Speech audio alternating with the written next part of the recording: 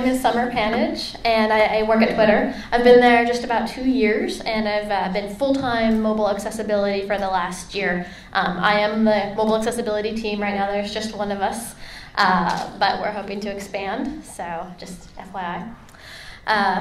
So the role that I have, it includes both engineering, outreach, teaching. It's kind of the whole deal all in one role.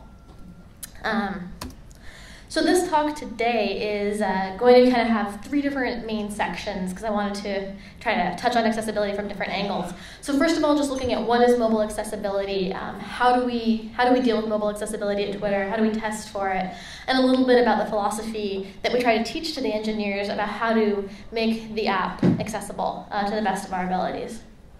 Then I want to go a little bit on the inside and just introduce some of you who are developers or maybe who are considering developing to some of the APIs on iOS and Android, just so you can see how simple it can be to take an app that's not accessible and make it accessible.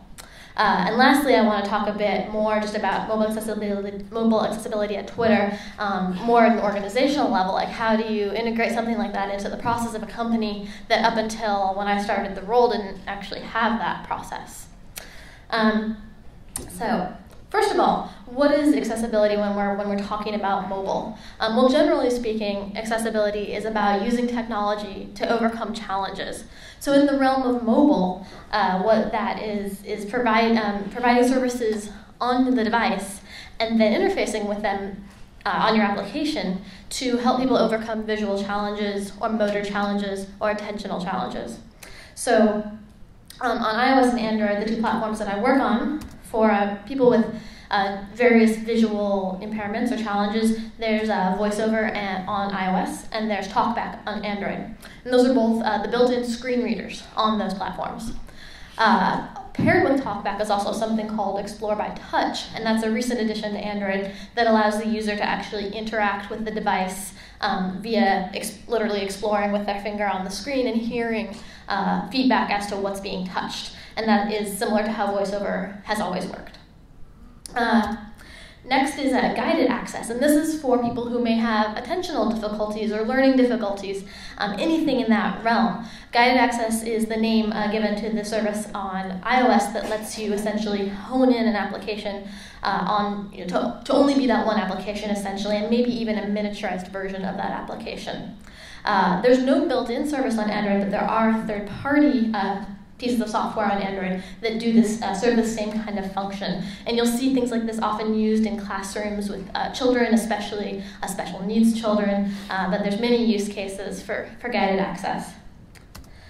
There's also something called Assistive Touch. This is, again, the iOS name, and there's no official name on Android, but there are third-party versions.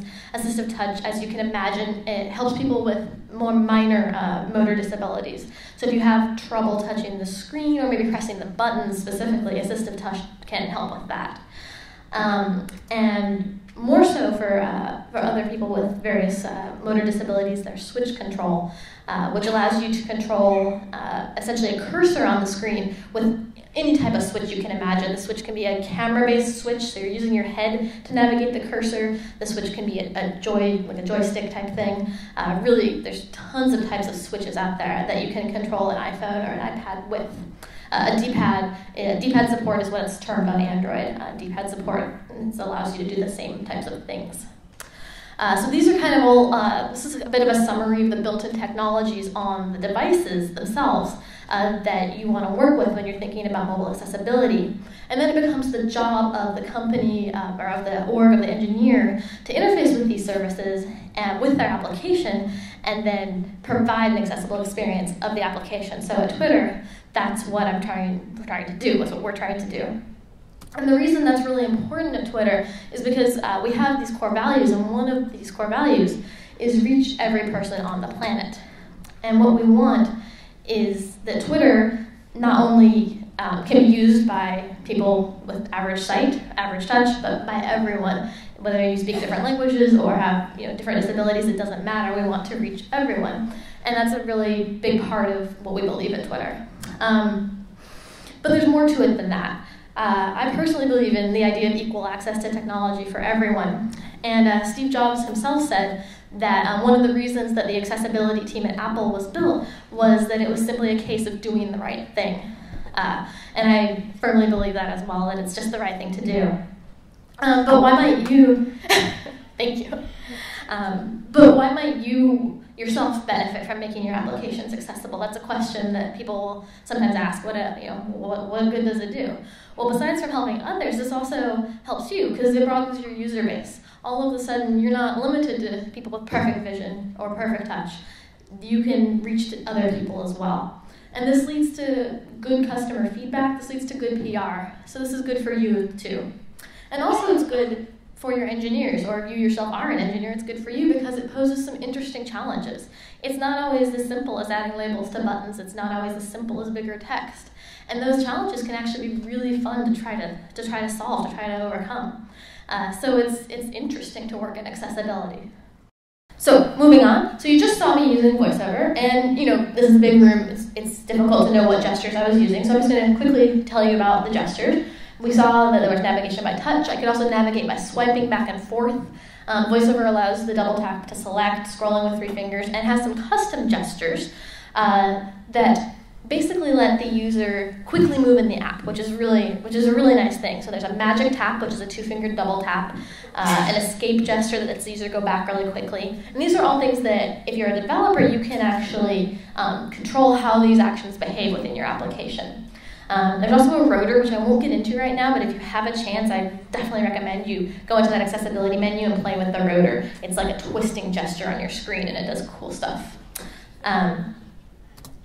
Anyway, on Android, there's a very similar service called TALKBACK, and I'm not going to demo it because we don't have time, and it is very similar. And you can see here, this is how we get to it. It's the same thing. We go to Settings, Accessibility menu, go to TALKBACK. You can do the same kind of stuff. And so if you are an Android user, I recommend you play with that. List of gestures, not going to dive through all of them. Pretty much the same as VOICEOVER, except that scrolling is done with 2 fingers, and the custom gestures are all L shapes. So instead of 2-fingered gestures for custom gestures, they're all these little funny L-shaped gestures. And you can look up documentation on those as well. But these are the things you'll be dealing with if you're dealing with Android. So that's kind of the landscape of what already exists on the devices.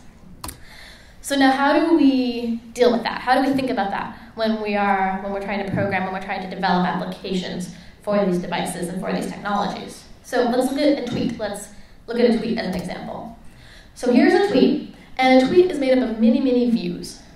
And if I were to just add labels to each of these views, then I would have 8 little sections on the screen, and I'd have to navigate each one in order to understand the full body of one tweet. I'd have to navigate to the profile picture, and it would say profile picture.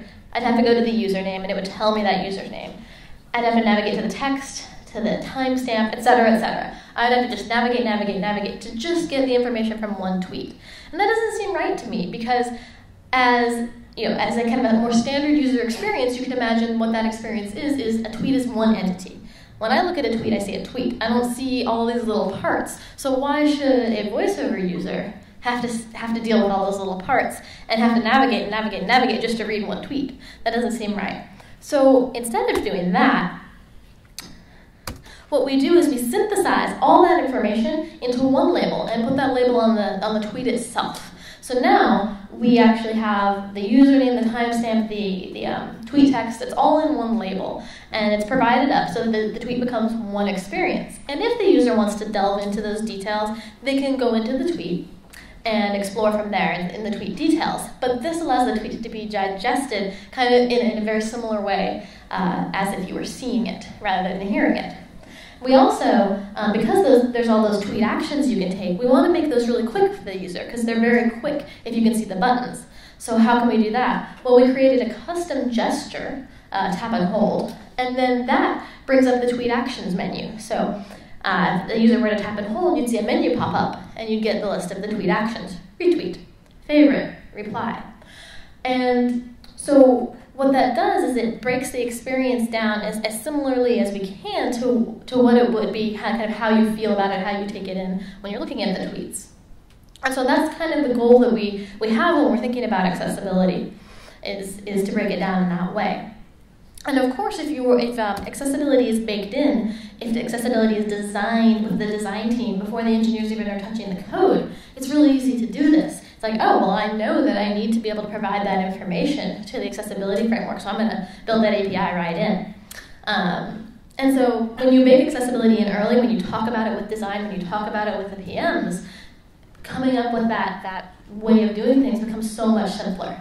But we do live in the real world, and not everything is accessible from the beginning. So then we have to also deal with what happens when you add accessibility later.